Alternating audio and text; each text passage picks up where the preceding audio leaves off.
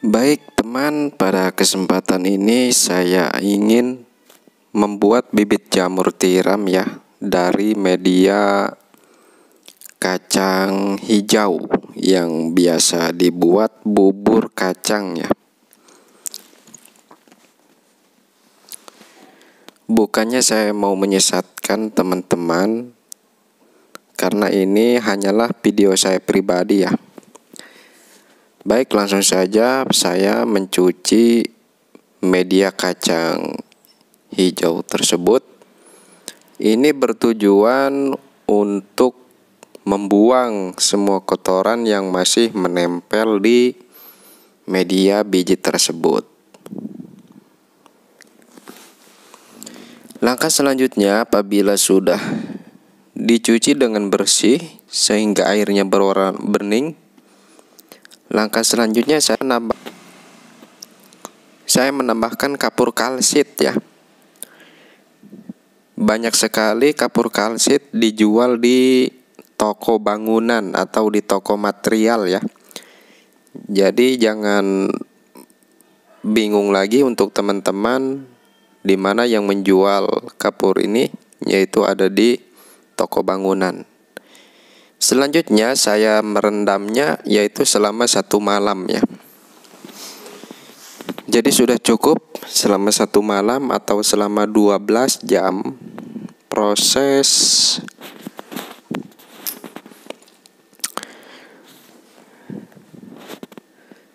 ini dilakukan, yaitu perendaman selama 12 jam atau selama 1 malam. Maka langkah selanjutnya yaitu tinggal dicuci kembali sampai benar-benar bersih.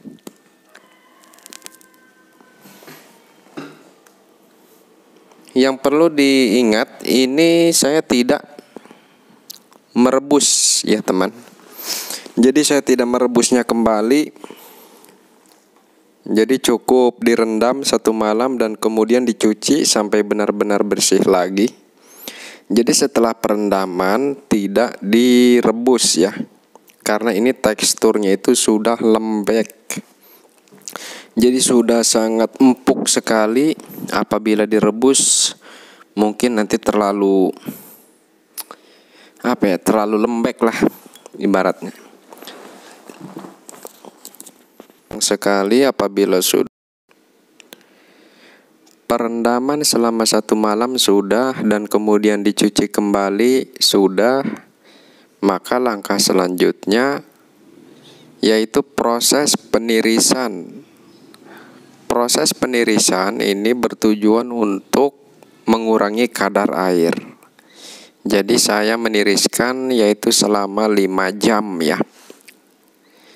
Jadi selama 5 jam saya tiriskan supaya kandungan airnya ini berkurang. Nah, bisa dilihat oleh teman-teman, ini keadaan setelah 5 jam ya ditiriskan malah jadi toge. Apakah ini masih bisa digunakan? Insya Allah bisa ya. Saya mau mencobanya saja. Jadi walaupun sudah berbentuk toge, saya akan masukkan ke dalam botol yang sudah bersih. Walaupun sudah menjadi toge, tetap saya akan mencoba mengemasnya ke dalam botol ya teman. Lihat seperti ini, sudah jadi toge. Apakah ini masih bisa digunakan? Jawabannya wallahu a'lam ya. Jadi semoga saja bisa digunakan, dan ini adalah sudah saya kemas ke dalam botol. Maka langkah selanjutnya yaitu proses sterilisasi di panci presto ya. Jadi saya menggunakan panci presto. Untuk lama proses ini yaitu selama 1 jam 40 menit. Jadi hampir 2 jam ya. Jadi hampir 2 jam proses sterilisasi yang saya lakukan, maka media kacang ini berubah menjadi kecoklatan ya. Yang tadinya berwarna hijau, maka sekarang berwarna coklat. Mungkin ini salah satu ciri media tersebut sudah matang. Dan apabila sudah dingin, medianya sudah dingin selama kurang lebih 3 jam, maka langkah selanjutnya saya memberikan bibit F0. Jangan lupa kita membakarnya dulu di lampu spiritus ya, supaya tidak ada bakteri yang menempel. Adapun untuk teman-teman yang ingin tahu bagaimana cara pembuatan F0-nya, itu sudah ada di video saya sebelumnya ya. Tinggal dicari saja. Mungkin bagi yang udah subscribe tidak kesulitan ya untuk mencari video saya sebelumnya tentang pembuatan bibit F0. Silahkan dicari saja. Nah, langkah selanjutnya apabila sudah diberikan bibit seperti ini, tentu tempat yang digunakan harus bersih, serta alat yang digunakannya pun harus steril ya. Jadi jangan kotor, jangan banyak kuman. Ini sudah saya berikan bibit F0, semoga saja bisa merambat ya.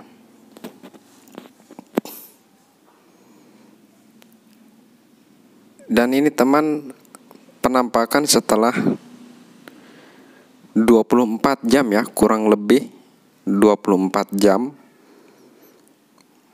Maka tanda-tanda kehidupan sudah mulai terlihat ya, ditandai dengan adanya miselium jamur tiram yang mulai menyebar.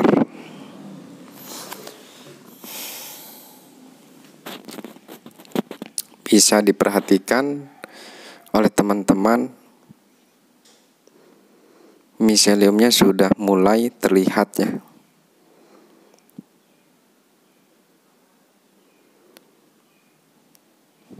Dan ini juga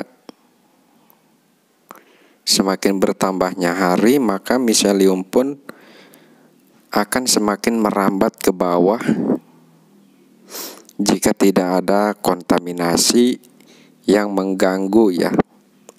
Hanya saja ini tidak terlalu padat ya. Jadi medianya ini tidak terlalu padat. Sangat terlihat sekali. Botolnya masih kosong ini.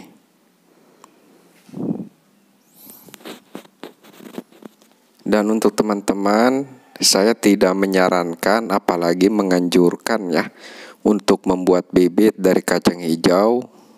Kenapa demikian? Karena pertama, harganya lumayan mahal ya. Kacang hijau ini lumayan mahal. Dan untuk kualitasnya juga saya juga kurang tahu, karena saya ini memang suka bereksperimen ya. Jadi suka melakukan hal yang baru, menggunakan media yang baru. Jadi saya serba ingin mencoba sesuatu hal yang baru. Dan jangan dianggap ini menyarankan kepada teman-teman, karena ini hanya berbagi video saja ya, video saya iseng-iseng, bukan untuk menyuruh teman-teman melakukan hal seperti ini. Jadi kalau bahasa Sundanya mah ubar keselnya. Alhamdulillah ini miselium semakin hari semakin menjalar, terlihat menjalar ke bawah. Ini pun sudah 30% perjalanan miselium walaupun kacang hijaunya sudah menjadi toge, tapi mudah-mudahan saja ini berjalan dengan mulus ya ibaratnya. Jadi mudah-mudahan tidak terjadi kegagalan atau mudah-mudahan tidak terjadi kontaminasi ya. Miselium sudah mencapai 70%. Alhamdulillah, ini sudah setengahnya ya. Lebih ya. Hampir ini baru 50%, hampir 70%. Kita tunggu saja. Setiap hari saya pantau karena saya juga ingin mengetahui perubahan dalam perambatan miselium.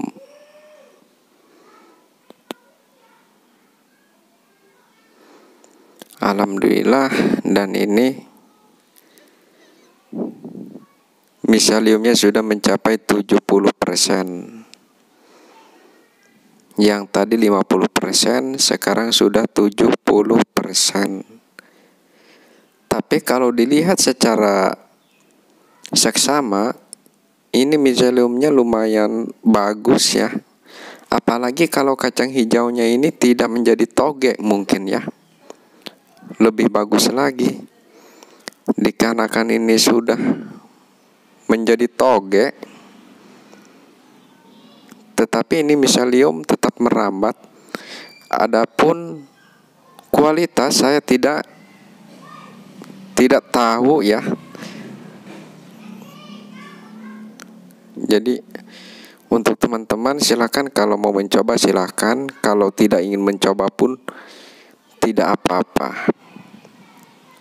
Dan alhamdulillah ini sudah full ya ibaratnya. Dan alhamdulillah kalau dari kontaminasi tidak terjadi. Jadi maksudnya tidak terjadi kegagalan. Miseliumnya pun berangsur-angsur menebal ya.